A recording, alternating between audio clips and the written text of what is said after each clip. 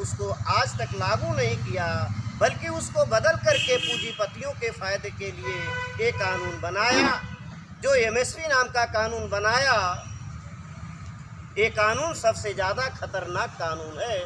किसानों और मजदूरों को उनकी ज़मीन से बेदखल करने का कानून है। क्योंकि पहले क्या होता था, सरकारी मंडियां होती थी, मंडियों में किसान अपनी फसल को बेचते थे और उनके लिए सरकार पहले से मूल्य निर्धारित करती थी। अभी सरकार ने जो कानून बनाया है, 1955 के कानून में जो संशोधन किया है, उस कानून के तहत उसने क्या किया कि आप मार्केट में भी बेच सकते हो और मंडी में भी बेच सकते हो। तो अभी क्या हो रहा है कि जो मार्केट के उद्योगपति है उसको ज़्यादा पैसे में खरीदेंगे, तो जब कम पैसे में सरकारी मंडियों में क्या किसान बेचने के लिए जाएगा? नहीं जाएगा।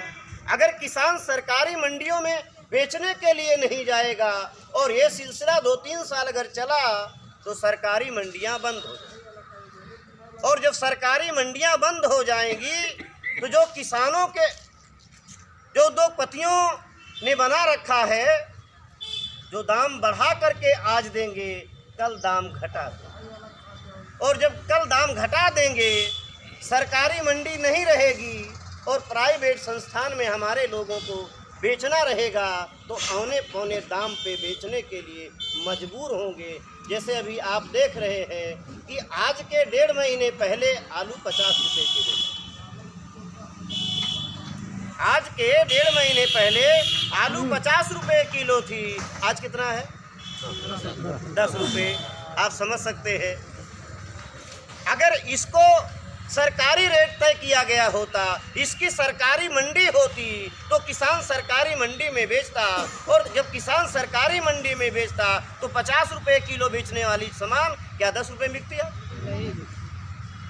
अभी कितने किसान जितने का बीज डाला था, जितने उसमें मजदूरी लगाया था, उतना भी उनको मिलने वाला नहीं है, नहीं मिल रहा है। इससे जो किसान बीज कर्जे पे लिया था, खाद कर्जे पे लिया था, उसकी निराई गुड़ाई यानी मजदूरी के लिए जो पैसा खर्चा किया था वो कर्जा लेके किया था, और अभी देख रहा है कि 20 रुपया कर्जा लेने के बाद 10 रुपये आ रहा है, तो किसान 10 रुपये नुकसान में जा रहा है।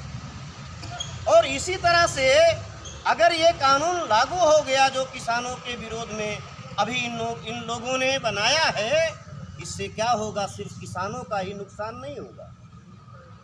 भारत के 70% लोग गांवों में बसते हैं, और जो हमारे SC ST OBC के लोग हैं, ज़्यादातर लोग किसानी खेती का काम करते हैं, उसमें मजदूरी भी करते हैं। तो जो मजदूरी करते हैं उनका भी चला जाएगा, किसान के पास नहीं होगा, तो किसान क्या अपनी खेती में आपको काम पे लगाएगा? अगर आपको काम पे नहीं लगाएगा तो जो खेती का काम करने वाले लोग देहात में हैं, हमारे 70% लोग, उनको मजदूरी मिलने वाली है? मजदूरी नहीं मिलेगी। और इधर उद्योगपतियों के पास जब अनाज भर जाएगा तो आप जानते हैं ये विदेशों में सेल करेंगे। अभी जो कोटे का राशन मिलता है वो भी कल बंद हो जाएगा। कोटे के लिए भी राशन नहीं होगा। कैसे नहीं होगा? जब सरकारी मंडी ही नहीं होगी, सरकारी मंडी में अनाज ही नहीं जाएगा, तो सरकार कहाँ से देगी कोटे का राशन? अगर सरकार कोटे का राशन नहीं देगी तो जो भारत के 90% लोग कोटे के राशन पे जिंदा हैं, वो क्या होंगे? बगैर खाए भूख से मर जाएंगे। इस तरह से समस्त मूल निवासियों को भूख से मारने का, बेरोजगारी से मारने का ये बहुत बड़ा षड्यंत्र मोदी सरकार ने किया है, ऐसा हमारे लोगों को बताया जाता है। साथियों, ये मोदी सरकार का कार्यक्रम नहीं है, ये ब्राह्मणों का सरकार है, और RSS के माध्यम से हमारे लोगों को इस देश में अस्थाई गुलाम बनाने का कार्यक्रम चल रहा है। अगर आप लोग नहीं जगते हैं तो आने वाले समय में ये लोग जो करना चाहते हैं वो बहुत भयानक परिणाम आने वाला है। अप्रत्यक्ष रूप से भारत में बाबा साहब डॉक्टर अम्बेडकर का संविधान खत्म कर दिया गया है, और अप्रत्यक्ष रूप से मन व स्मृति लागू कर दी गई है। इसलिए हम सभी लोगों को इसके लिए तैयार होना होगा और ये जंग जारी रखना होगा और डेली इसमें बढ़ोतरी करना होगा।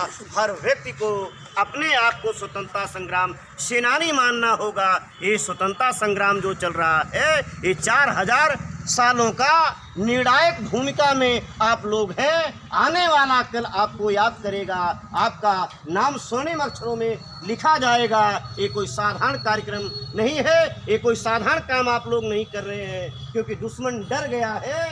अभी किसानों ने जो आंदोलन चलाना शुरू किया था दिल्ली में, उसमें ईवीएम का मुद्दा नहीं था। अभी जो राष्ट्रीय किसान मोर्चा के माध्यम से माननीय राम सुरेश वर्मा जी के नेतृत्व में ये जो आंदोलन चल रहा है, ईवीएम हटाओ किसान बचाओ, अगर ईवीएम का पर्दाफाश हो गया और किसानों के हित में ईवीएम हटाने के लिए पूरे देश के मूल निवासी अगर एकजुट हो गए, 20-25 करोड़ लोग अगर रोड पे उतर गए, तो आने वाले समय में ईवीएम नहीं होगी। अगर ईवीएम नहीं होगी तो जो ईवीएम से चुन करके नाजायज लोग सरकार में आ गए हैं, क्या वो कानून बनाने लायक रहेंगे?